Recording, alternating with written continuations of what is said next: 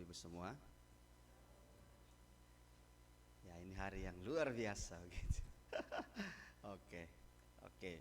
Kita akan mendengarkan kebenaran firman Tuhan. Saya mengajak kita semua membuka dari 1 Timotius pasal 6 ayat 11 sampai 21.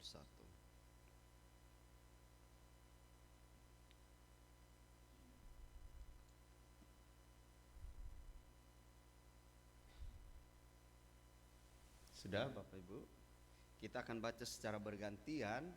Bapak-bapak membacakan ayat ganjil dan ibu-ibu akan membacakan ayatnya yang genap. Kita mulai. Diberi judul oleh LAI pesan penutup. Ayat Bapak-bapak 1, 2, 3. Tetapi engkau hai manusia Allah, jauhilah semuanya itu, kejarlah keadilan, ibadah, kesetiaan, kasih, kesabaran, dan kelembutan.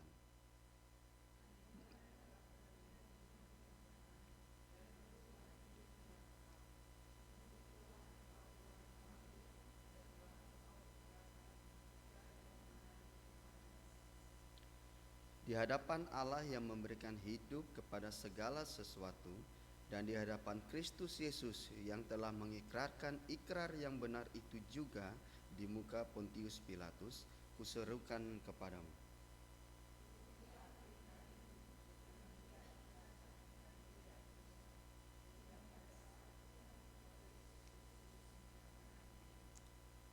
Yaitu saat yang akan ditentukan oleh penguasa yang satu-satunya dan yang penuh bahagia, Raja di atas segala raja dan Tuhan di atas segala tuan.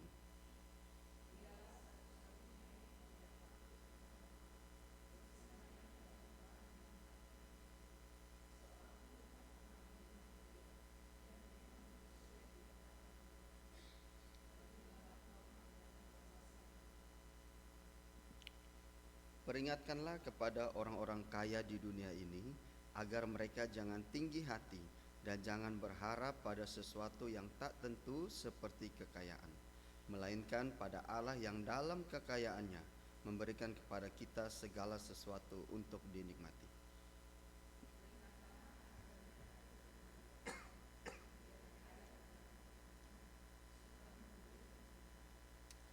Dan dengan demikian mengumpulkan suatu harta sebagai dasar yang baik bagi dirinya di waktu yang akan datang untuk mencapai hidup yang sebenarnya.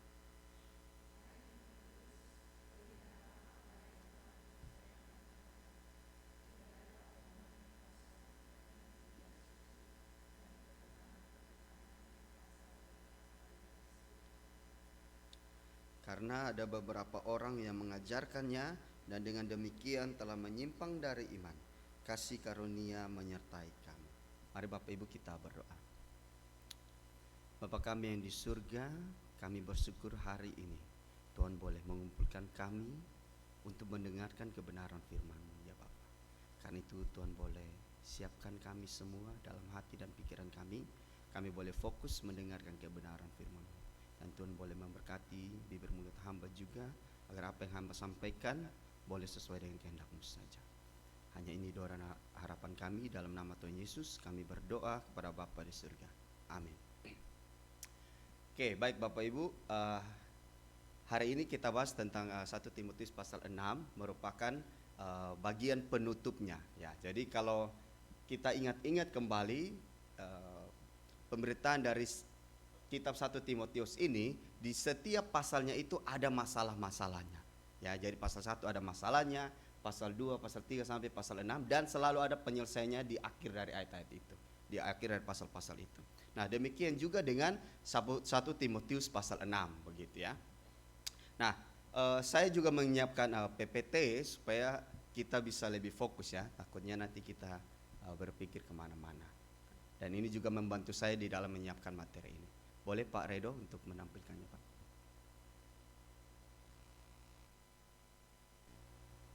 Oke ya, ini diberi judul pertandingan iman ya, pertandingan iman. Oke, silakan Pak Redo lanjut. Nah, saya menemukan satu hal yang unik Bapak Ibu ketika saya mencari-cari artikel yang berhubungan dengan pembacaan kita hari ini.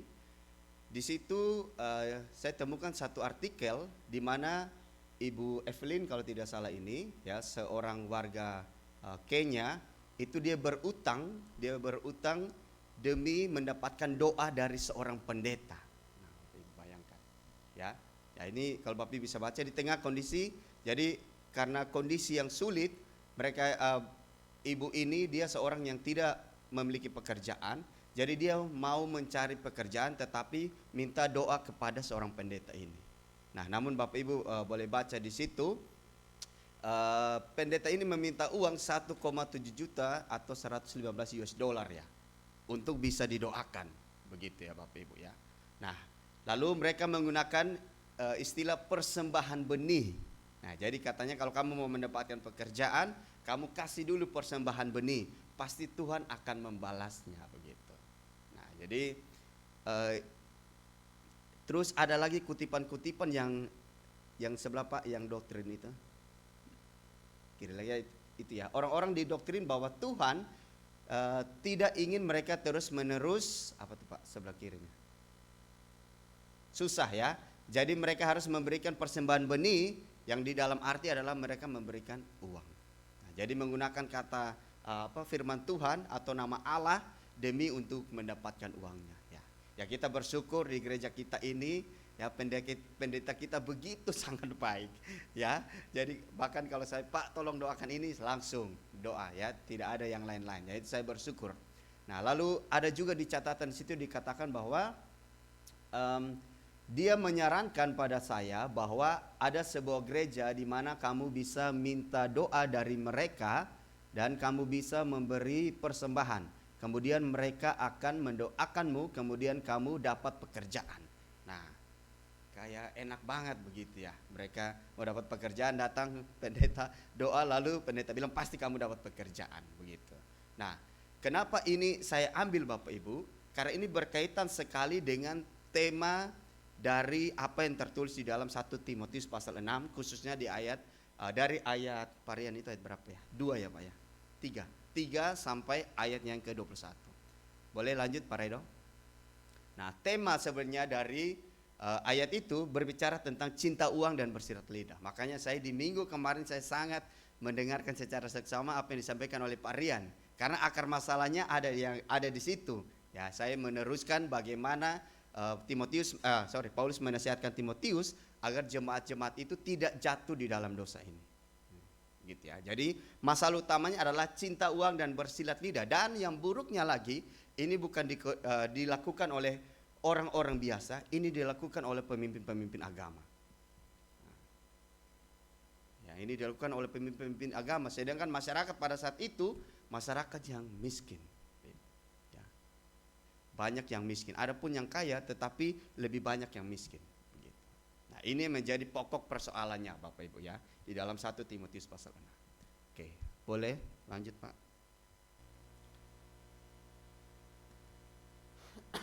Nah, sebelum kita memahami tentang apa artinya bertanding dalam iman, kita harus bisa melihat bahwa kenapa cinta akan uang dan bersilat lidah ini menjadi sesuatu yang disoroti benar oleh Paulus kepada jemaat di Efesus pada saat itu ya. Nah, lalu kalau kita baca di ayat 11, apa kata pertama yang muncul di situ Bapak Ibu? Di situ dibilang bahwa tetapi engkau hai manusia Allah. Nah, ini mau dikontraskan dengan ayat sebelumnya, ayat 10. Bapak Ibu kita mundur sedikit ke ayat 10. Dibilang bahwa karena akar segala kejahatan ialah cinta uang, sebab oleh memburu uanglah beberapa orang telah menyimpang dari iman dan menyiksa dirinya dengan berbagai-bagai duka. Bahkan Paulus nanti kalau di Bapak Ibu lanjut di 2 Timotius, Paulus menyebutkan satu nama, kalau tidak salah itu Demas ya. Itu adalah pengikut Paulus, tapi dia menyimpang dari imannya, mengejar harta dunia. Jadi sangat jelas di dalam konteks ini bahwa masalah cinta akan uang ini menjadi problem di dalam jemaat. Begitu ya Bapak Ibu. Nah, lalu kenapa Paulus langsung memulai dengan kata hai engkau manusia Allah? Paulus mau menunjukkan bahwa kalau kamu sudah menjadi orang yang percaya kepada Kristus, ingat kamu adalah manusia Allah. Kamu jangan seperti yang lain. Nah, jadi pembukaan itu langsung mau menunjukkan identitasnya kita. Jadi itu suatu pembukaan yang begitu luar biasa yang mau langsung menunjukkan bahwa jemaat Efesus, ingat kamu manusia Allah. Gitu, ya. Nah, di sini dikatakan bahwa Timotius diberi tugas menegur para guru palsu dan korup itu yang mengumpulkan jemaat dan meminta uang dari mereka akan pengajaran yang diberikan. Ya. Kenapa hal ini begitu ditekan atau begitu dikonfrontasi oleh Paulus? Ada beberapa alasan. Yang pertama, karena ajaran Paulus ya tentang mencukupkan diri di dalam segala hal. Bapak Ibu, boleh kita buka satu ayat di dalam Filipi pasal 4 ayat 11, Bapak Ibu. Ya. Boleh buka Filipi pasal 4 ayat 11 dulu ya. Pak Redo boleh tampilkan kok ayatnya atau agak sulit? Ya, ini kita akan belajar banyak ayat ya, karena kalimat-kalimat yang disampaikan oleh Paulus itu semua sudah dia sampaikan di ayat-ayat sebelumnya. Nah, Filipi pasal 4 ayat 11. Oke, saya baca ya Pak. Oke, dikatakan bahwa kukatakan ini bukanlah karena kekurangan, sebab aku telah belajar mencukupkan diri dalam segala keadaan. Nah, jadi Paulus mau bilang bahwa saya ini sebagai rasul, bahkan saya ini rasul yang bukan kaleng-kaleng, saya ini rasul besar, tetapi saya mau belajar mencukupkan diri dulu dengan apa yang ada. Nah, bagaimana kamu memberitakan Injil tapi kamu meminta sesuatu yang lebih dari jemaat? Nah, itu sangat dipertentangkan oleh Paulus. Lalu kita boleh buka lagi di dalam Mazmur pasal 34 ayat 11. Coba Mazmur 34 ayat 11.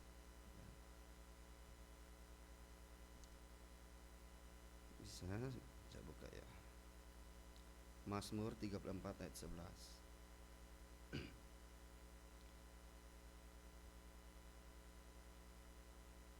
Belum ya? Mazmur 34 ayat 11. Nah, dikatakan bahwa singa-singa muda merana kelaparan, tetapi orang-orang yang mencari Tuhan tidak kekurangan sesuatu pun yang baik. Nah, di sini Paulus mau menyatakan bahwa ada janji Tuhan bahwa dia akan mencukupkan kehidupan orang percaya. Jadi seharusnya di dalam segala konteks yang ada ini, Paulus itu merasa heran kenapa para hamba-hamba Tuhan, guru-guru ini mereka meminta uang daripada jemaat. Nah, itu sangat dipertentangkan. Dan hal ketiga yang tentunya bisa kita pikirkan bahwa di dalam pelayanan seperti ini tentunya akan mengorbankan orang lain, ya. Sedangkan kita sebagai orang Kristen dipanggil menjadi pelayan untuk memberi diri menjadi bermanfaat bagi orang lain, bukan memanfaatkan orang lain.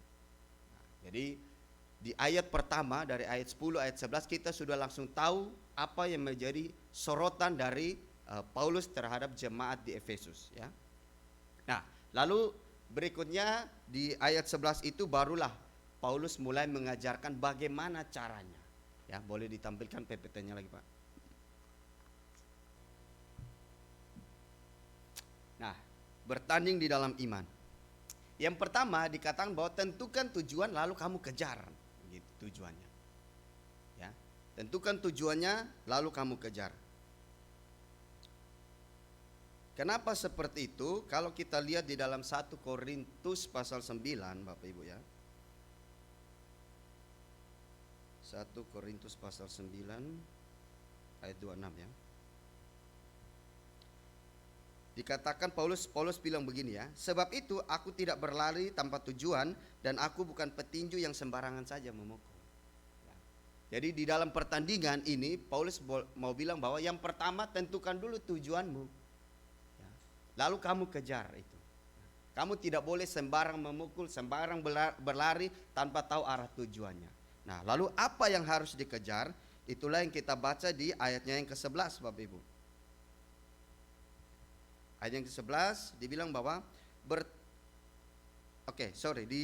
ayatnya 11 ya. Tetapi engkau hai manusia Allah, jauhilah semuanya itu, kejarlah keadilan, ibadah, kesetiaan, kasih, kesabaran dan kelembutan. Nah, menarik, ada poin-poin penting dari setiap kata-kata yang disampaikan di sini ya, Bapak Ibu ya.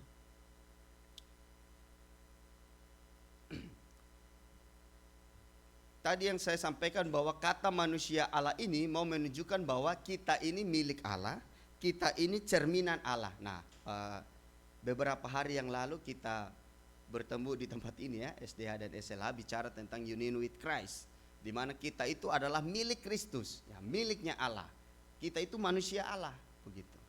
Nah, itu sangat berkaitan dengan apa yang disampaikan hari ini. Lalu kita akan masuk kepada konteks atau apa makna dari kata-kata yang diminta oleh Paulus untuk dikejar. Yang pertama keadilan, ya. Itu sebenarnya merujuk kepada kebenaran. Di dalam konteks kita harus memiliki kejujuran secara pribadi. Ya, di dalam melayani kita harus menjadi orang yang jujur secara pribadi. Lalu ibadah, itu kemarin Pak Rian juga sudah sampaikan, itu berasal dari kata godliness yang lebih tepatnya artinya kesalehan, yaitu di mana praktek kita secara pribadi dan sikap hati kita di dalam penyembahan kepada Allah. Lalu ada kesetiaan, menunjukkan pribadi kita sebagai orang yang percaya. Lalu kasih, ya, kasih di sini adalah kasih agape, ya, yang berkorban demi orang-orang lain, dan kasih ini adalah kasih yang memberi dan bukan untuk mendapatkan keuntungan. Lalu ada kesabaran, ya, suatu ketahanan untuk terus berjalan di tempat-tempat yang keras. Lalu yang terakhir adalah kelemah lembutan atau bahasa Inggrisnya itu meekness, ya. Satu hal yang unik dari kelemah lembutan ini, kadang mungkin kita salah-salah tafsir, ya, apa makna dari kelemah lembutan, ya. Nah, dikatakan bahwa ini berasal dari kata praotes, ya. Itu sebagai titik tengah, dia itu berada di tengah-tengah antara kemarahan dan tidak marah. Nah, jadi dia itu ada di tengah-tengah. Jadi kelemah lembutan itu kamu marah di saat kamu harus marah dan kamu tidak marah di saat kamu tidak harus marah. Jadi itu kondisi yang ada di tengah-tengah dan tidak boleh berlebihan. Kalau kamu marahnya berlebihan, kamu tidak lemah lembut. Kalau kamu tidak marah di saat kamu harus marah, kamu juga tidak lemah lembut.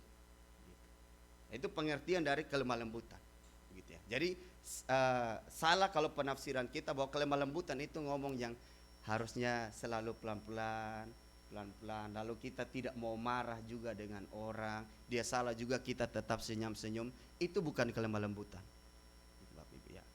Nah, jadi Paulus minta agar Timotius dan jemaat Efesus kejarlah itu, begitu. Itu caranya, begitu ya, yang disampaikan oleh Paulus.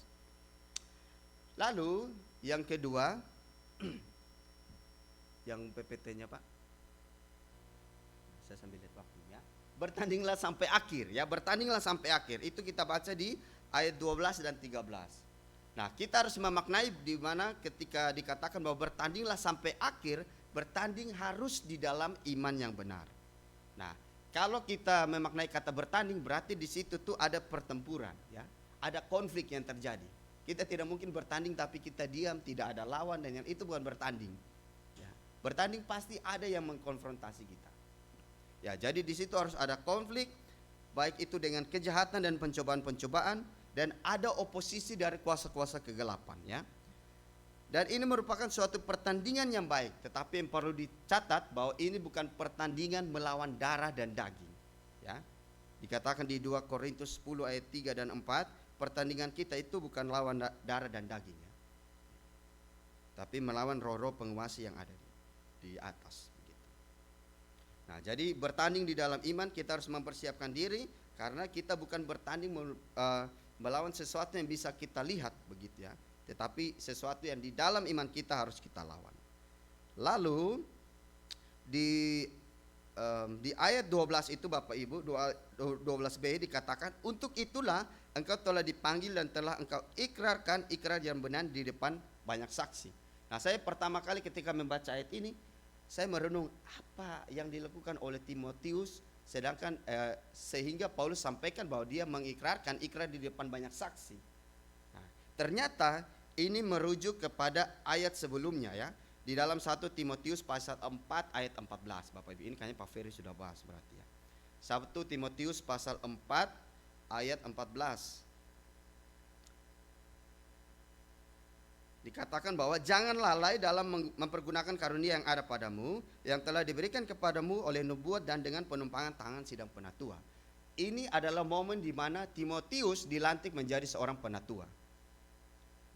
Jadi yang dikatakan bahwa dia berikrar di depan banyak saksi, itu adalah momen ketika dia berada di depan para penatua yang ada saat itu, dan dia menyatakan dirinya, saya siap dilantik menjadi seorang penatua dengan segala list-list yang ada, yang kita sudah dilihat di 1 Timotius sebelumnya. Jadi di sini Paulus mau bilang bahwa kamu sudah menjadi saksi loh, kamu sudah menjadi seorang penatua, kamu harus hidup sesuai dengan prasyarat dari penatua itu. Nah, itu maknanya Bapak Ibu ya. Nah, lalu kita lihat lanjut di ayat 13. Di ayat 13 bahwa Yesus juga mengikrarkan ikrar yang benar itu di hadapan Pontius Pilatus. Nah, kalau itu kita bisa lihat di dalam Yohanes 18 ayat 37. Ya, apa ikrar yang dikatakan di situ? Dibilang bahwa maka kata Pilatus kepadanya, jadi engkau adalah raja. Nah, ini ketika Pilatus mempertanyakan Yesus apakah dia adalah raja atau tidak. Lalu jawab Yesus, engkau mengatakan bahwa aku adalah raja, untuk itu aku lahir dan untuk itulah aku datang ke dalam dunia ini, supaya aku memberi kesaksian tentang kebenaran. Setiap orang yang berasal dari kebenaran mendengarkan suaraku. Nah, jadi Yesus mau menyatakan saat itu bahwa memang I'm the king, begitu. Saya adalah raja. Nah, tetapi tidak untuk semua orang, ya. Semua pengikut-pengikutku pasti akan mendengarkan suaraku, tapi yang bukan mereka pasti tidak akan mendengar. Makanya ketika di ayat-ayat selanjutnya nanti Bapak Ibu, kita lihat Paulus berbicara tentang Yesus sebagai raja atas segala raja, Tuhan di atas segala Tuhan. Gitu. Ya. Oke, kita lanjut yang ketiga.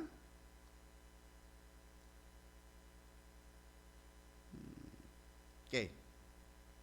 Lalu kita harus berjuang di dalam pertandingan ini dan berusahalah sampai akhir. Sampai akhir yang dimaksud di sini adalah sampai kepada hari terakhir ya, hari pengadilan kita, gitulah. Dan buah dari pertandingan yang benar itu adalah mahkota kehidupan kita. Ya. Jadi mahkota kehidupan kita itu adalah buah dari pertandingan kita yang benar. Lalu yang ketiga yang kita pelajari di sini adalah kita bertanding di dalam iman harus dengan cara yang memuliakan raja. Nah, tadi Bapak Ibu sudah tahu konteksnya raja, tadi sudah disampaikan sebelumnya ya. Kenapa konteksnya raja itu diambil oleh Paulus. Nah, di ayat 14 sampai 16 ini kita bisa melihat bahwa Paulus mau menyatakan dia adalah raja atas segala raja, Tuhan di atas segala Tuhan. Nah, hal yang unik yang bisa kita dapati di sini, kenapa kalimat ini sangat ditekankan oleh Paulus. Pada saat itu tuh banyak raja Bapak Ibu yang ada di muka bumi pada saat itu ya. Tetapi kenapa Yesus disebut raja segala raja, Tuhan di atas segala Tuhan? Nah, ternyata alasannya adalah karena hanya Yesus saja raja yang kekuasaannya tidak diberikan oleh orang lain. Raja-raja yang lain kekuasaannya itu diberikan oleh orang lain kepada dia. Dia tidak memegang kekuasaan itu datang dari dirinya sendiri, tapi hanya Yesus yang kekuasaannya itu datang daripada dirinya sendiri. Nah, makanya disebut sebagai raja di atas segala raja dan satu-satunya yang bertata dan mampu memiliki kuasa yang tak terbatas, ya. Lalu kenapa raja di atas segala raja dan Tuhan di atas segala Tuhan? Kalau kita baca di dalam Matius pasal 21 ayat 1 Bapak Ibu, ini saya yakin ayat yang sudah sering Bapak Ibu baca. Matius sih? Amsal ya. Amsal 21 ayat 1. Amsal 21 ayat 1 ya Bapak Ibu. Nah, Amsal 21 ayat 1 disampaikan begini ya. Hati raja seperti batang air di dalam tangan Tuhan, dialirkannya kemana ia ingini. Nah, itu pasti Bapak Ibu sudah pernah dengar. Dan satu lagi ayat di Roma 13 ayat 1 Bapak Ibu ya. Roma 13 ayat 1. Dikatakan bahwa tiap-tiap orang harus takluk kepada pemerintah yang ada di atasnya, sebab tidak ada pemerintahan yang tidak berasal dari Allah, dan pemerintahan yang ada ditetapkan oleh Allah. Jadi mau disampaikan bahwa raja-raja yang ada di dunia ini Bapak Ibu itu dikontrol oleh Tuhan tuh hanya seperti membalikkan telapak tangan, terlalu gampang, terlalu mudah. Bahkan mereka sendiri pun menjadi raja, baik mereka adalah orang jahat, orang baik, itu ditetapkan terlebih dahulu oleh Allah. Allah yang mengangkatnya. Gitu. Ya. Jadi itulah yang tadi saya sampaikan bahwa raja-raja ini beda dengan Yesus karena mereka diangkat diberikan kuasa oleh kuasa lain. Tetapi Yesus sendiri yang adalah raja yang kuasanya tidak diberikan oleh orang lain. Begitu ya, oleh pribadi yang lain. Nah, itu perbedaannya ya. Lalu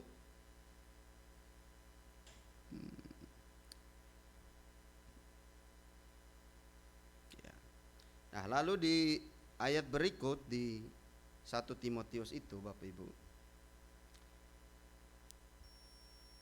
1 Timotius pasal 6 tadi ya. Ini ayat yang saya sangat kaya ya Bapak Ibu ya. Jadi kita harus bolak-balik karena sangat kaya ayatnya. Dikatakan bahwa ini ya dialah satu-satunya raja yang tidak, di ayat 16, dialah satu-satunya yang tidak takluk kepada maut, bersemayam dalam terang yang tak terhampiri, seorang pun tak pernah melihat dia, dan memang manusia tidak dapat melihat dia. Baginya lah hormat dan kuasa yang kekal. Amin. Nah, yang mau disampaikan di sini bahwa Bapak Ibu, Yesus sebagai raja yang begitu besar, Tuhan Allah yang begitu besar, itu tidak bisa didekati oleh kita manusia. Jadi sesuatu hal yang bodoh, yang konyol kalau kita manusia. Bagaimana kita mau berjuang sekeras mungkin untuk mendekati Allah dengan kekuatan kita sendiri, itu hanya sesuatu yang sia-sia. Nah, lalu ada kata di situ dikatakan bahwa manusia tidak dapat melihat dia, ya kan? Manusia tidak dapat melihat dia di situ. Nah, ini saya hanya menyampaikan bahwa kadang ayat ini sering dipakai oleh teman-teman kita yang punya penafsiran yang sedikit berbeda ya, yang menolak Yesus sebagai Allah. Mereka gunakan ayat ini. Gunakan ayat ini. Bahwa katanya Allah tidak bisa dilihat oleh manusia. Bagaimana Yesus adalah Allah? Gitu. Ini hal yang sering dipertanyakan. Nah, namun para penafsir sampaikan begini, bahwa itu merupakan sesuatu yang salah di dalam pemahamannya, karena menganggap Yesus bukanlah Allah hanya karena Yesus bisa dilihat. Yesus memang bisa dilihat, tetapi ingat bahwa dia bisa dilihat sebagai manusia, bukan sebagai Allah. Ya, melihat Yesus sebagai Allah baru bisa terjadi saat kita nanti di sorga. Kalau dia masih di bumi saat itu, mereka hanya melihat dia sebagai manusia, wujud manusianya. Begitu. Nah, itu yang kadang kalau kita mendengar perdebatan Yesus Allah atau manusia ya. Selalu begitu ya, menggunakan kemanusiaannya untuk membuktikan dia tidak Allah, dan menggunakan kealahannya untuk membuktikan dia bukan manusia. Selalu begitu. Nah, tapi bersyukurlah ya, iman Kristen tidak mempercayai seperti itu. Oke. Lalu yang berikut, Pak. Oke, ini sudah lanjut. Nah, setelah bertanding dalam iman, kita harus kuat dalam pertandingan. Nah, ini saya comot ya, pertandingan Australia lawan Indonesia yang akan diadakan pada malam ini. Kemarin saya diskusi dengan Pak Tri bilang, Pak Ima, ingat kita lembur, kita nonton nobar ini. Ya, ini hal yang luar biasa Bapak Ibu ya. Indonesia bisa lolos ke dalam 16 besar Piala Asia ini menjadi sejarah, karena Indonesia baru pertama kali lolos ya. Tapi ingat, dia harus kuat di dalam pertandingannya ya. Dia harus kuat di dalam pertandingan ya. Kalau tidak akan susah begitu ya. Akan susah ya. Nah, kalau berbicara tentang timnas Indonesia, kenapa semakin baik, ini berkaitan sebenarnya dengan firman Tuhan kita. Firman Tuhan kita berbicara tentang pemimpin-pemimpin yang korup. Nah, Indonesia punya sepak bola menjadi lebih baik ketika korupnya itu mulai dibereskan. Khususnya di dalam PSSI ketika Erick Thohir diangkat. Begitu ya. Nah, itu sekilas info. Ya, lanjut ya Bapak Ibu. Supaya jangan Bapak Ibu, Pak Ima mau promosi apa nih? Tidak ya, itu berkaitan dengan firman Tuhan. Oke, bagaimana kita kuat di dalam pertandingan? Yang pertama, kita bisa baca di ayatnya yang 17 Bapak Ibu. Tadi 16 sudah, ayat 17. Dikatakan di situ bahwa peringatkanlah kepada orang-orang kaya di dunia ini agar mereka jangan tinggi hati dan jangan berharap pada sesuatu yang tak tentu seperti kekayaan, melainkan pada Allah yang dalam kekayaannya memberikan kepada kita segala sesuatu untuk dinikmati. Bapak Ibu, ayat ini bukan mau mengatakan bahwa kita tidak boleh jadi orang kaya. It's not the point Bapak Ibu ya. Nanti kalau tidak, ini semua orang-orang yang kaya tidak mau baca firman lagi, ini bahaya. Ya, tidak, poinnya tidak seperti itu Bapak Ibu ya. Tapi ini mau merujuk kepada jangan sampai hidup kita gantungkan kepada kekayaan itu. Jadi seolah-olah kalau tidak kaya tidak hidup. Nah, tidak seperti itu Bapak Ibu. Ya. Bukan itu maknanya ya. Nah, dikatakan di sini bahwa bukan kekayaan yang menjadi persoalan, namun pemahaman untuk menggantungkan hidup kita kepada kekayaan itulah yang menjadi berhala di mata Tuhan dan hal ini adalah sesuatu yang sia-sia. Nah, kita buka satu kali lagi di Amsal 23 ayat 4 sampai 5 Bapak Ibu ya. Saya bilang bahwa firman Tuhan ini begitu kaya. Amsal 23 ayat 4 sampai 5.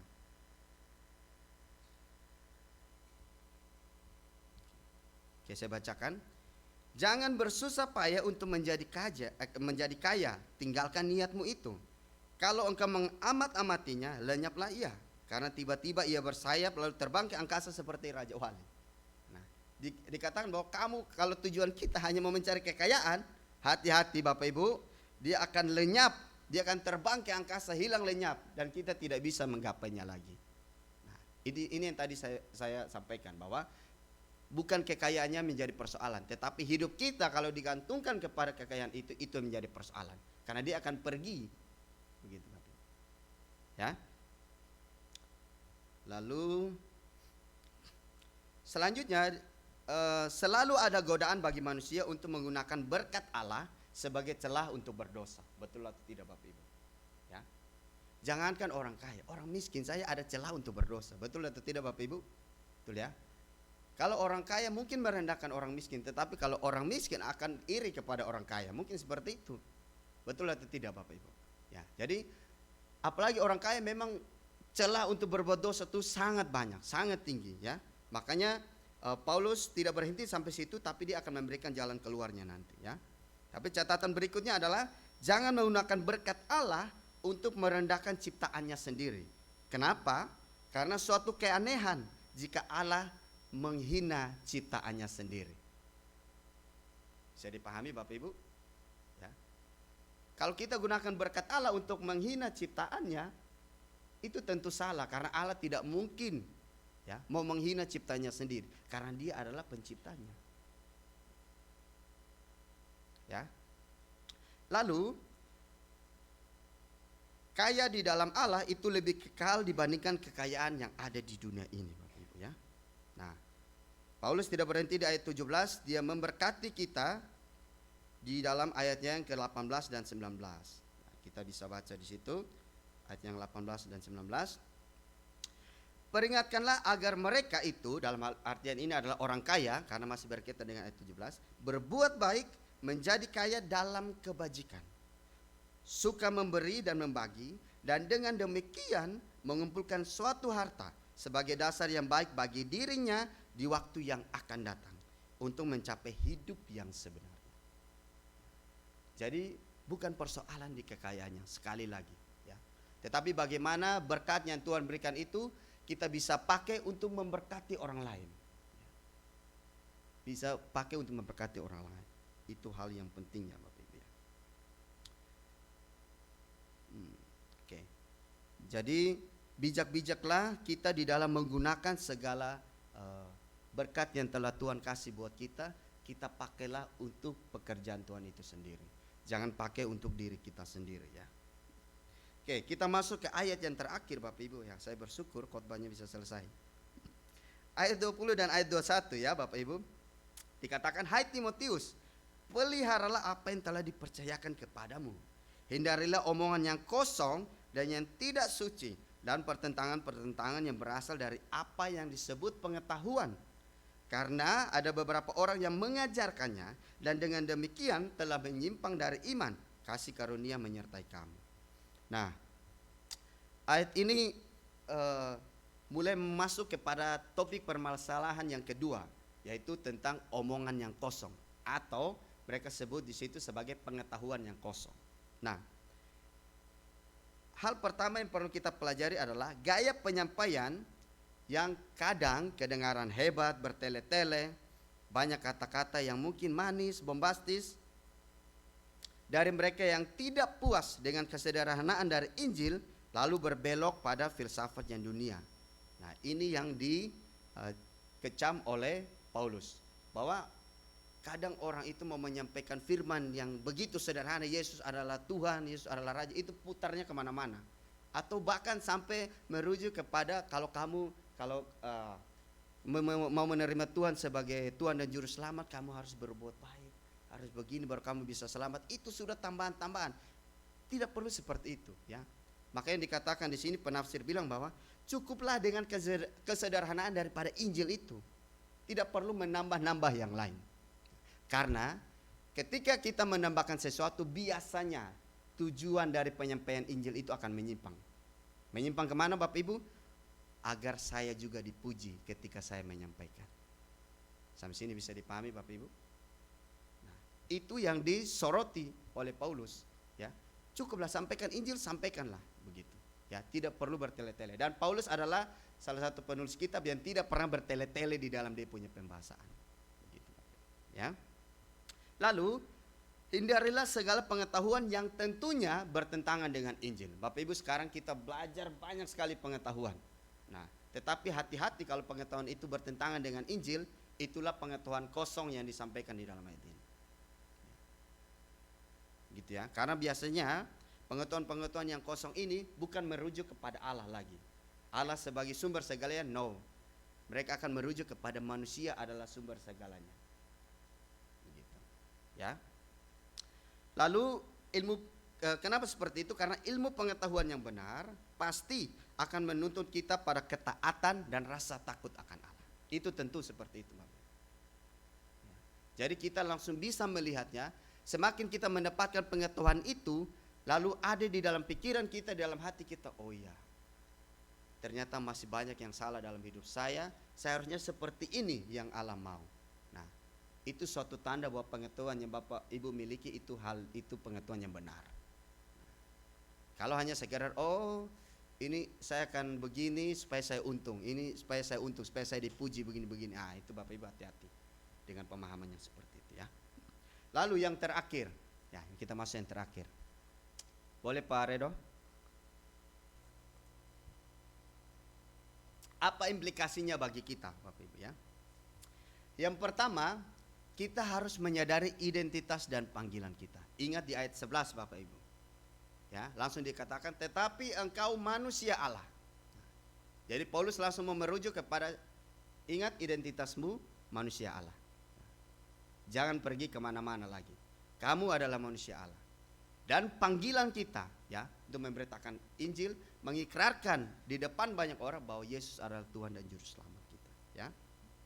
Nah, Manusia Allah menunjukkan bahwa kita ini adalah milik Kristus yang sudah dipersatukan di dalam kematian dan kebangkitannya. Ya, Bapak Ibu bisa lihat nanti dalam Roma pasal 1 ayat 6. Lalu apa tujuan kita dipanggil? Kita dipanggil untuk pekerjaan baik demi kemuliaan Allah sendiri. Itu Bapak Ibu bisa lihat di dalam Efesus pasal 2 ayat 10. Ya, kita semua dipanggil untuk pekerjaan baik. Pekerjaan baiknya siapa? Pekerjaan baiknya Allah. Untuk kemuliaan siapa? Untuk kemuliaan Allah. Gitu ya Bapak Ibu. Lalu yang kedua, bersyukur dan cukupkanlah diri kita. Nah, ini hal yang kemarin didiskusikan ya, Parian di dalam diskusi Alkitab yang kemarin kita berbicara banyak tentang bersyukur dan cukupkan dirimu dengan apa yang ada. Gitu Bapak Ibu ya. Nah, kita bertemu sampai kepada suatu poin kesimpulan bahwa manusia itu pada dasarnya tidak akan cukup. Kenapa? Karena semakin dia bertambah pendapatannya, keinginannya pun juga ikut bertambah.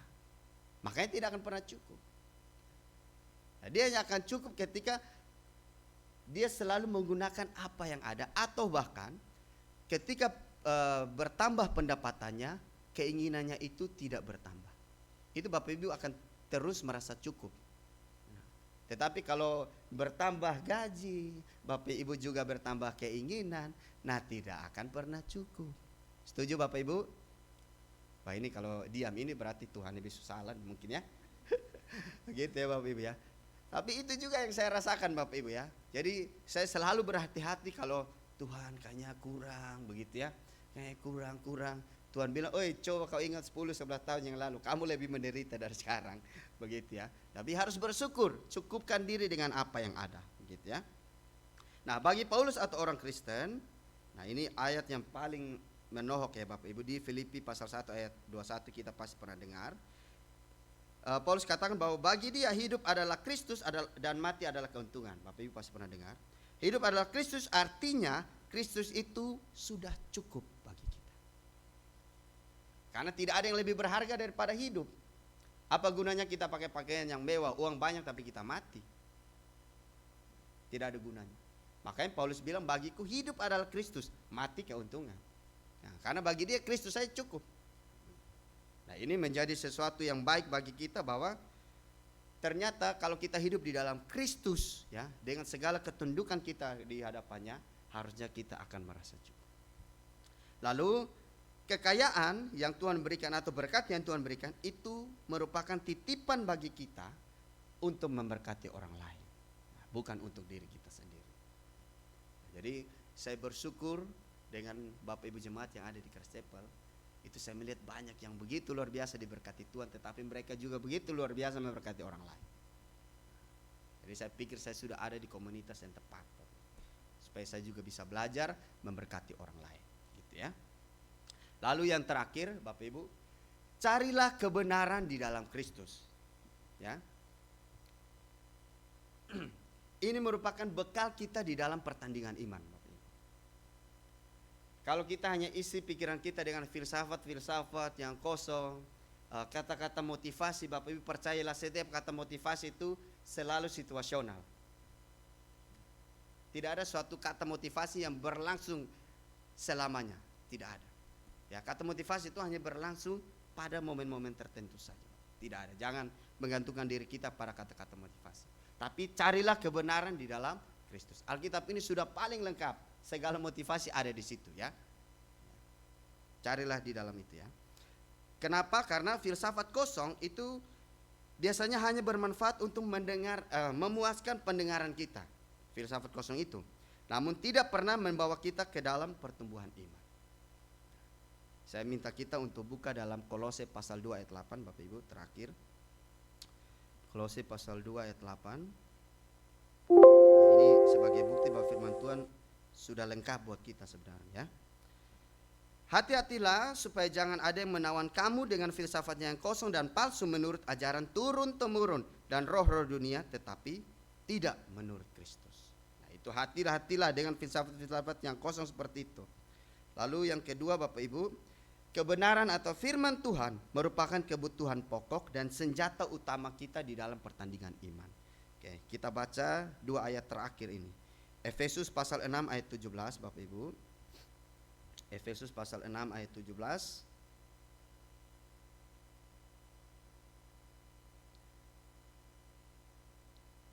Efesus pasal 6 ayat 17.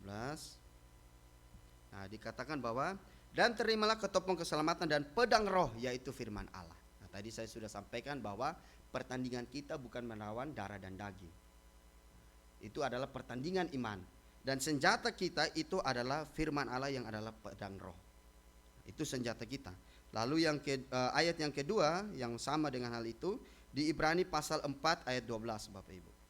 Ibrani pasal 4 ayat 12. Oke. Ibrani pasal 4 ayat 12 disampaikan bahwa sebab firman Allah hidup dan kuat dan lebih tajam daripada pedang bermata dua manapun, yang menusuk amat dalam sampai memisahkan jiwa dan roh, sendi-sendi dan sumsum, ia sanggup membedakan pertimbangan dan pikiran hati kita. Inilah senjata yang kita butuhkan di dalam segala pertandingan iman kita, Bapak Ibu. Nah, jadi Bapak Ibu semua, ketika kita bertanding di dalam iman, ada masa-masa di mana kita drop, kita mungkin merasa lelah, kita merasa capek, Bapak Ibu. Itu bukan masa di mana Bapak Ibu istirahat membaca firman Tuhan, mencari kebenaran. Tapi itu sebenarnya masa di mana Bapak Ibu harus diisi paling banyak. Nah, kadang kita tuh jatuh di situ dengan intimidasinya iblis nih ya.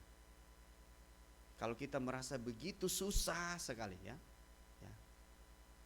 itu kadang kita merasa Tuhan tidak sayang lagi dengan saya. Kenapa saya Tuhan? Begitu ya. Padahal sebenarnya itu momen di mana Tuhan tahu bahwa kamu lagi membutuhkan saya. Tapi kita di situ momen di mana kita mempertanyakan kenapa Tuhan tidak mau bertemu saya. Nah, ini yang juga saya alami Bapak Ibu ya. Jadi dari situ saya belajar ketika momen di mana saya terpuruk, nah saya harus datang mengaku semuanya di hadapan Tuhan. Curhat securhat-curhatnya. Bapak Ibu mau menangis, Bapak Ibu mau ketawa, bicaralah di momen itu. Nah, banyak dari kita Bapak Ibu yang ketika kita lagi lelah di dalam pertandingan iman, yang kita cari duluan bukan Allah. Kita cari duluan bestie kita. Betul toh? Bestie ya. Atau naikkan status. Supaya apa? Pertanyaannya. Supaya orang komen. Supaya menyenangkan hati kita. Tapi kita takut cari kebenaran firman Tuhan. Karena biasanya kebenaran itu datang menegur, memberikan nasihat kepada kita. Pada sebenarnya itu momen kita lagi butuh untuk ditegur. Kita lagi butuh untuk dinasihati. Gitu. Nah, makanya saya selalu melatih diri saya Bapak Ibu. Kalau Bapak Ibu sering melihat medsos saya orang paling jarang naikkan status-status.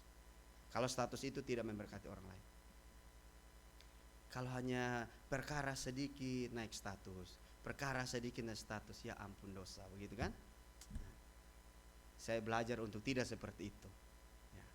Karena bertanding dalam iman tidak seperti itu ya.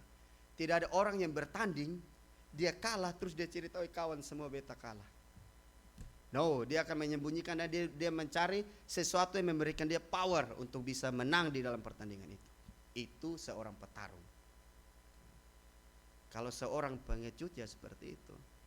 Kalah sedikit cerita ke semua orang, minta belas kasihan. Nah, itulah membuat iman kita kadang bukan ketika kita lagi drop, bukan dia cepat naik, dia tambah turun. Gitu Bapak Ibu ya. Nah, jadi itu yang bisa saya sampaikan dari segala kebenaran firman Tuhan ini. Kiranya Tuhan memberkati kita semua lewat kebenaran firman-Nya. Kita berdoa. Bapa kami di surga, kami mengucap syukur ya Tuhan buat kebenaran firman-Mu, mengajarkan kami bahwa segala kekayaan, segala pengetahuan itu semua harus dipakai untuk kemuliaan nama Tuhan dan harus bersumber daripada Tuhan saja. Dan ajar kami untuk mengetahui, mengenal, tahu dan mengimani identitas kami bahwa kami adalah manusia Allah. Sudah ditebus dengan darah yang mahal, tetapi kami selalu berpura-pura kami belum menerima darah yang mahal itu. Karena itu Tuhan ampuni kami dan bawalah kami ke dalam kebenaran firman-Mu. Dan tuntunlah kami di jalan yang Engkau kehendaki. Hanya ini doa harapan kami Bapa, berkati kami selalu di dalam kehidupan kami. Dan biarlah firman Tuhan sebagai pedang roh, sebagai senjata utama kami di dalam pertandingan iman, selalu ada dan melekat dalam diri kami.